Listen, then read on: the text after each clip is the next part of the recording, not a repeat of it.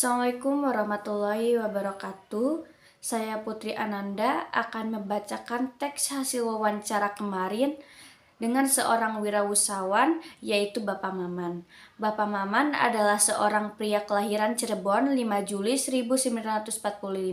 Beliau terlahir dari keluarga yang kurang bercukupan.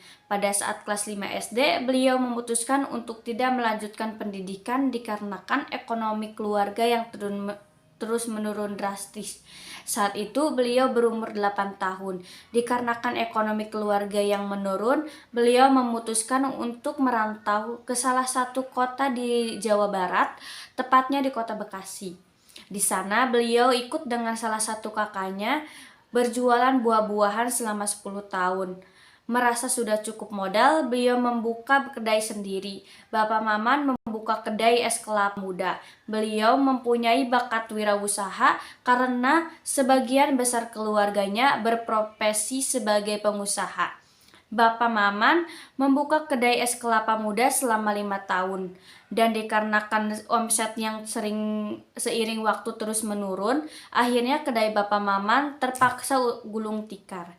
Saat itu beliau memutuskan untuk pulang ke kampung halamannya. Setelah beberapa bulan di kampung halaman, Bapak Maman bertemu dengan seorang gadis cantik yang bernama Eti Casweti, yang biasa disebut Ibu Eet, dan akhirnya memutuskan untuk menikah. Setelah menikah, Bapak Maman membawa istrinya ke perantauan. Di sana beliau bekerja sebagai penarik beca selama 4 tahun. Setelah memiliki modal yang cukup, Bapak Maman membuka kedai kopi yang sampai saat ini masih berjalan. Beliau berjualan di sana dari kota itu masih hutan dan saat ini sudah menjadi kota besar. Selang beberapa tahun, kedai Bapak Maman terkena gusuran. Karena pembuatan jalan dan akhirnya berpindah ke salah satu wilayah di dekat Grage Mall Bekasi. Warung tersebut berdiri selama 24 tahun. Sampai saat ini masih berjalan. Bapak Maman sudah memiliki 2 cabang dan 3 orang karyawan. Beliau mengingat untung yang pertama beliau dapatkan hanyalah 200.000. Di zaman itu jumlah pendapatan itu terbilang cukup besar.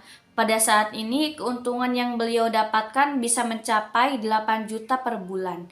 Dari kedai tersebut beliau bisa membangun rumah, menyekolahkan anak-anaknya, dan saat ini sedang menekuni budidaya tanaman